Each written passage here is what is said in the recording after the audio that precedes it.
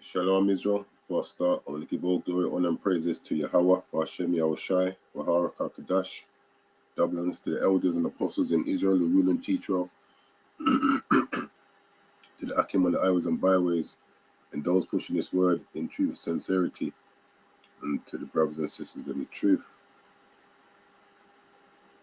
So that, so what I want to do, because at the moment, we're going through one of our feast days, which is Feast of Dedication. Some brothers and sisters will be celebrating theirs next month. So I want to say happy Feast of Dedication to the brothers and sisters that are celebrating it now, and to those who are holding theirs next month.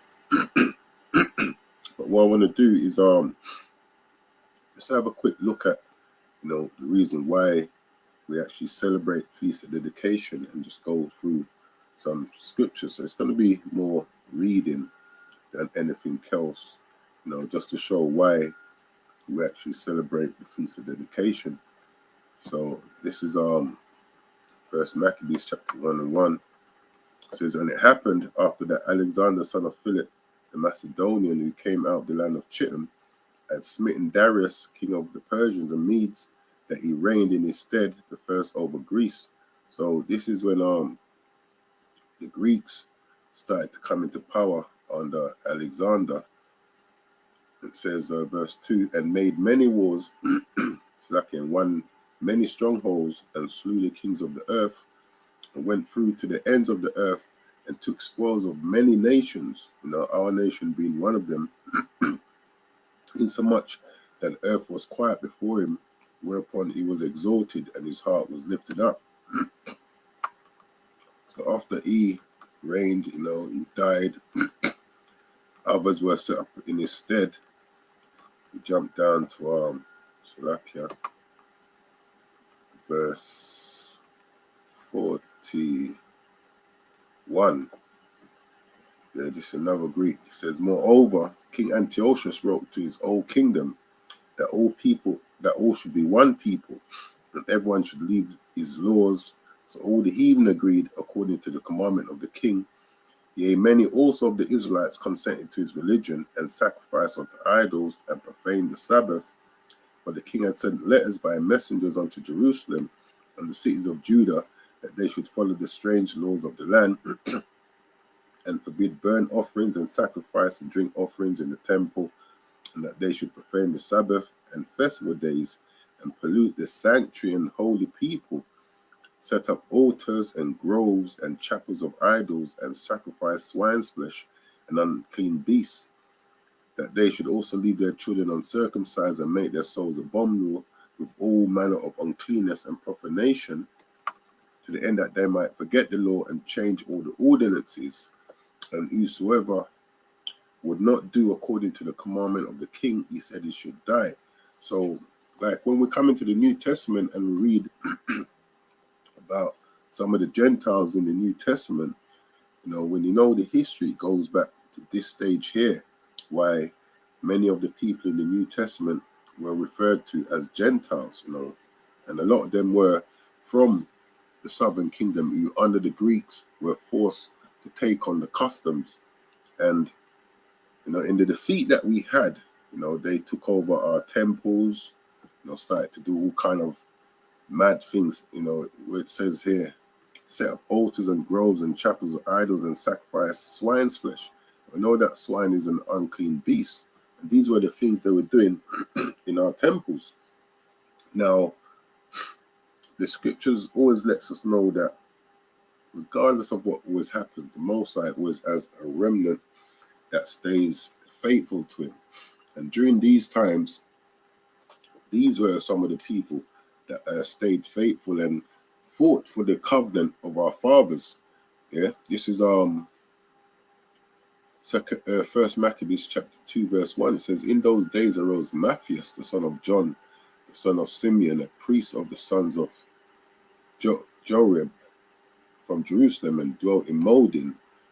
It says, and he had 5 sons, Johanan called Cadiz, Simon called Phasis, Judas, who was called Maccabeus, and this is who the book of Maccabees, that's where that name kind of comes from.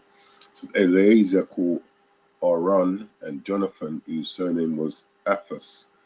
When he saw the blasphemies that were committed in Judah and Jerusalem, he said, "Woe is me! Wherefore was I born to see this misery of my people and of the holy city, and to dwell there when it was delivered into the hand of the enemies, and the sanctuary into the hand of strangers?" So us being what's the word I'm looking? Us being defeated, these other nations took over our temples, started to do all kind of madness in the temples. Now, this is verse 9. First Maccabees 2 and 9, it says, glorious vessels are carried away into captivity. Infants are slain in the streets, a young man with the sword of the enemy. What nation has not had a part in her kingdom and gotten of her spoils? All her ornaments are taken away. Of a free woman, she has become a bond slave. And this is what a lot of our people don't realize, that we're not meant to have no one ruling over us. So when we talk about salvation, you read Luke chapter 1, verse 68 down to about 71. It speaks about us being saved from the hand of our enemies and all that hate us, because of our disobedience. These other nations always gets the better of us. The Most High allows them to get the better of us.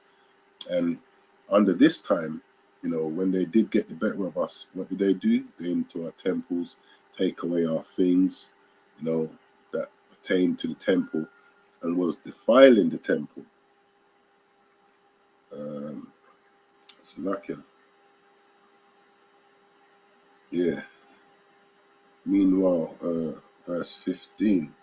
So this is sort of like a off the cuff, not really prepared. Even though I brought those pages together, I've not really sat down. So forgive me if it's a bit labored. So it says verse 15, 2 Maccabees 2 and 15, it says, in the meanwhile, the king's officers, such as compelled the people to revolt, came into the city, molding to make them sacrifice.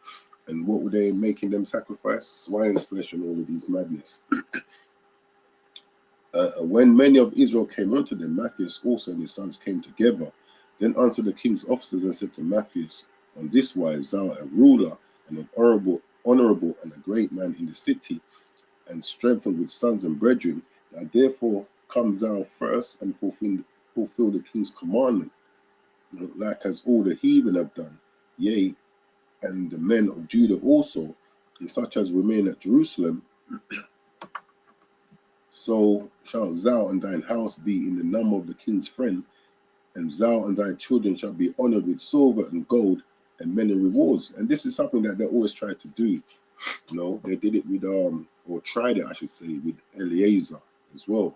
Tried to get him to eat, pretend that he's eating swine's flesh to trick our people, and say, yeah, if you do this, you be in good stead with us. But like I said, the Most High always has those that stays faithful to him, and we're to follow the examples of our forefathers. The scripture says the things that were written aforetime were written for our learning, and these are some of those things that's written for our learning. Yeah. Verse 19. Then Matthias answered and spake with a loud voice, so all the nations that are under the king's domain obey him, and fall away everyone from the religion of their fathers. Because remember, Antiochus was saying everyone should follow his religion, and give consent to his commandments.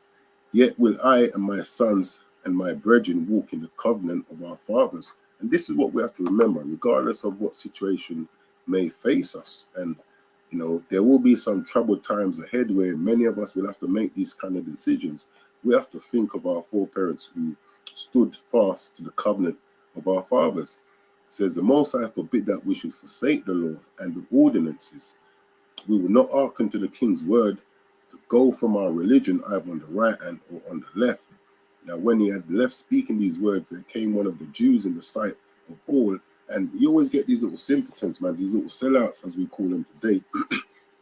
He's trying to look favor from these other nations. You see in the music industry. You might have someone like Kanye or Kyrie or, certain people speaking out, letting them know that, yeah, we're the people of the book. And then you have these other little sellouts who, they shouldn't have said that. They must apologize and all of that. Well, this is a similar thing here. It says, now when, 2 Maccabees 2:23, now when he had left speaking these words, so there came one of the Jews in the sight of all to sacrifice on the altar. And what do you think this dude was going to sacrifice? He weren't going to sacrifice nothing clean, yeah, something unclean, which was at molding according to the king's commandment.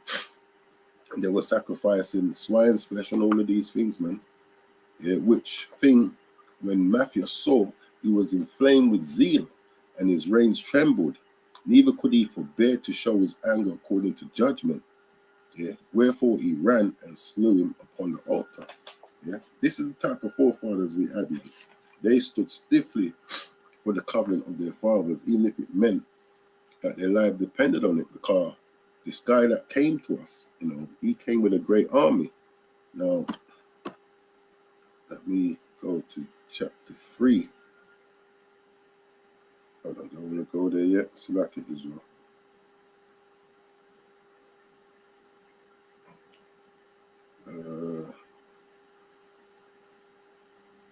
Let me go back to chapter 2, actually. 1 Maccabees 2, and read at 42, verse 42.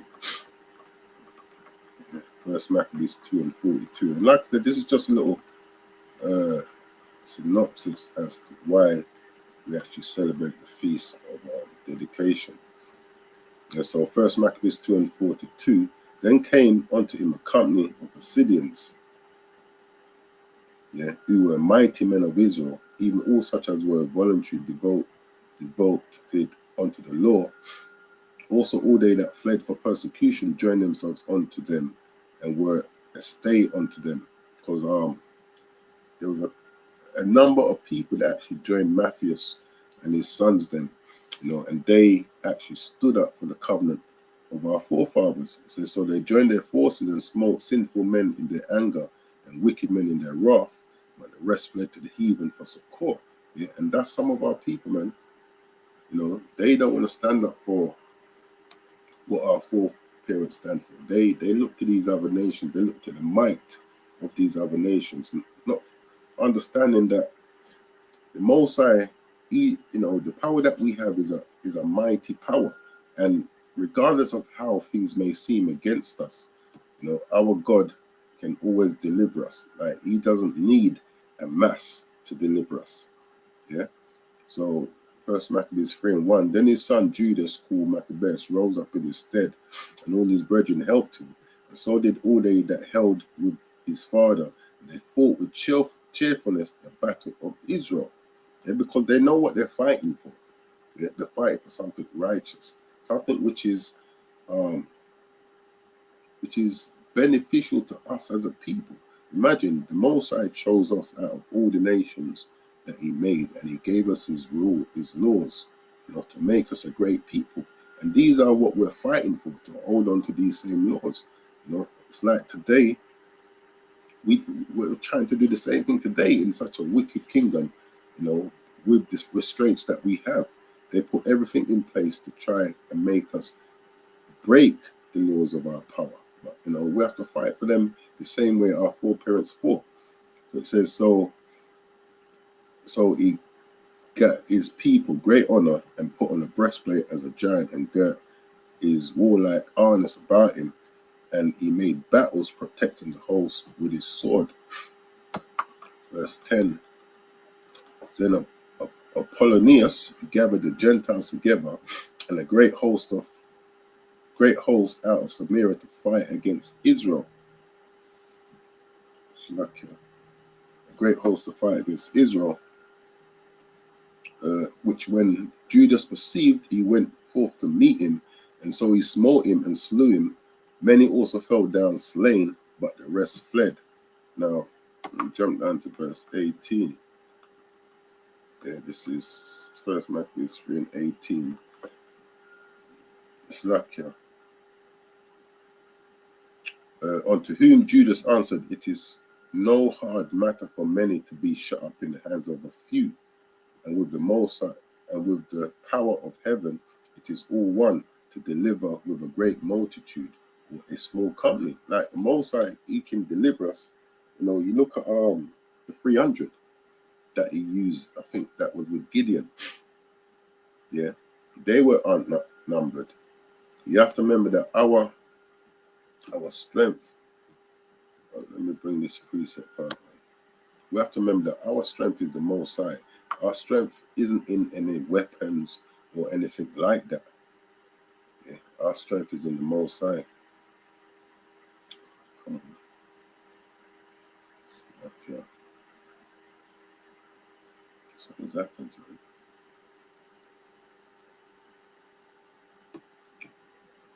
Here we go. Hosea chapter 1. Yeah, Hosea chapter 1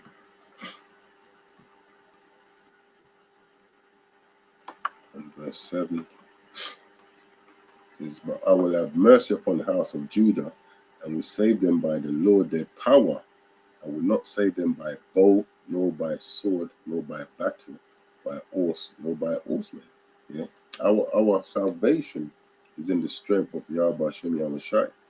You know, you look at the condition we're in today, we're against a great host. We're up against someone who's been blessed with the sword, and we're not going to win by the sword. You know, it says this war that we war is a spiritual warfare.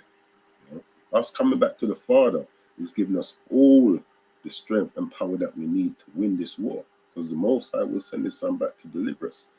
You know, and it's always the Most High that's always delivered us out of all these wars that we've been in and won. It wasn't because of, you know, how great we were. You know, it's because we had the God of heaven and earth on our side. Yeah. So I'll read that again. 2 Maccabees 3 and 18. Unto whom Judas answered, It is no hard matter for many to be shut up in the hands of a few, and with the power of heaven it is all one to deliver with a great multitude or a small company. For the victory of battle standeth not in the multitude of an host. Remember that. Okay? But strength cometh from heaven. Okay? That's where our battle and strength come from the Most High. It says, They come against us in much pride and iniquity to destroy us and our wives and children and to spoil us, but we will fight for our lives and our laws. Verse 22. Wherefore the Lord himself will overthrow them before our face. Yeah. And it's the same thing that's coming again, man. Yeah. The victory that we read about in the scriptures, where it says the saints shall take the kingdom, it's the Lord that's going to be fighting our battles, man. He's going to be at the head. Yeah. Leading the way for us as he's always done. It says, Wherefore the Lord himself will overthrow them before our face. And as for you, be ye not afraid of them. Yeah. That's why it's good to read the scriptures, man, because as it says, the things that were written aforetime, you know, they were written to give us comfort. Yeah. We see our foreparents up against it, you know, they're the few, but with the Most High on their side, you know, they're the multitude at the end of the day, man. Yeah, this is so. What happened now? We actually ended up getting the better of the Greeks. And this is First Maccabees 4 and 36 says, Then said Judas and his brethren, Behold, our enemies are discomfited. Let us go up to cleanse and dedicate the sanctuary. So like, yeah. Upon this, all the hosts assembled themselves together and went up into Mount Zion. And when they saw the sanctuary desolate, and the altar profaned, and the gates burned up, and shrubs growing in the courts, yeah, they totally distress our temple, man.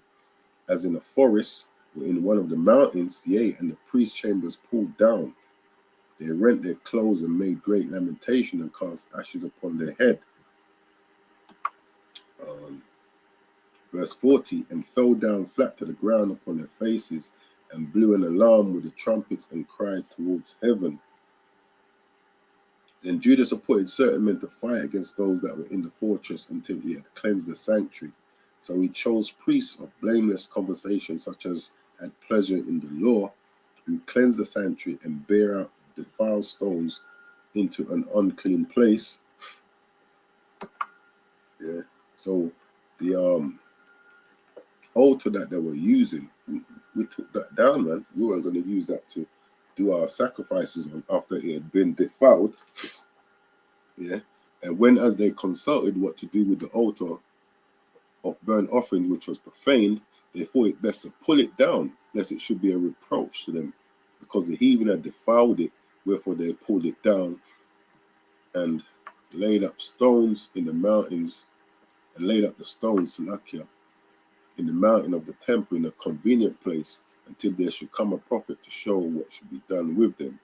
Then they took whole stones according to the law, and built a new altar according to the former, and made up the sanctuary and the things that were within the temple, and allayed the courts. They made also new holy vessels, and into the temple they brought the candlesticks and the altar of burnt offerings, and of incense, and the table. Verse 50, and upon the altar they burned incense, and the lamps that were upon the candlesticks they lighted, that they might give light in the temple. Furthermore, they set up loaves upon the table. Basically, put the temple back to how it should be. Yeah. Furthermore, they set up loaves upon the table and spread out the vials and finished all the works which they had begun to make. Now, on the 5 and 20th day of the 9th month, this is when we celebrate or start to celebrate feast of dedication, says, which is called the month Caslu. In the 148th year, they rose up betimes in the morning and offered sacrifice according to the law upon the new altar of burnt offerings which they had made, Slakia. Verse 54. Look at what time and what day the heathen had profaned it, even in that was it dedicated with songs and cisterns and harps and cymbals. Then all the people fell upon their faces, worshipping and praising the power of heaven, who had given them good success. And this is what we have to remember, man. The Most High will always give us success as long as we're faithful to Him. And so they kept the dedication of the altar 8 days and offered burnt offerings with gladness and sacrifice of deliverance and praise. Jump down to verse 58. Thus was there very great gladness among the people, for that the reproach of the heathen was put away. Moreover, Judas and his brethren with the whole congregation of Israel ordained that the days of the dedication of the altar should be kept in their season from year to year, by the space of 8 days, from the 5 and 20th day of the night of the month Caslu, Slakia, with mirth and gladness. So this is why the 25th day of the 9th month is when we start to celebrate our feast of dedication, and that goes over a period of 8 days. Now, when we go to 2 Maccabees chapter 10 and verse 8, kind of explain how we sort of observe this day. 2 Maccabees 10 and 8. Now will we declare the acts of Antiochus? Oh, it's like here.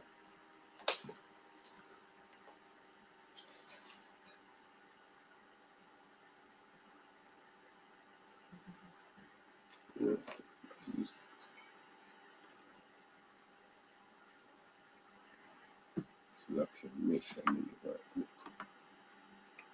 Second Maccabees 10 and 8 says, they ordained also by a common statute and decree that every year those days should be kept of the whole nation of the Jews.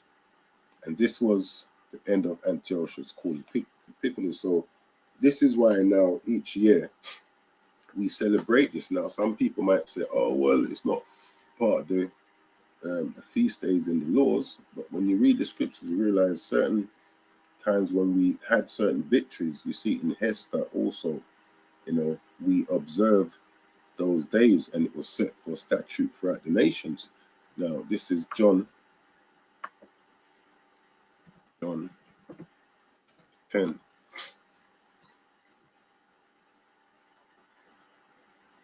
John chapter 10 and verse 22.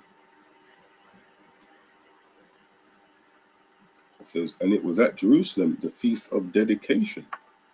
Yeah, so even in the New Testament, it was that they were keeping this feast, and it was winter, and Yahushua walked in the temple in Solomon's porch. But this was something that Yahushua himself would have been, was observing. So, we should observe these feast days. Oh, there's something I missed out. Okay.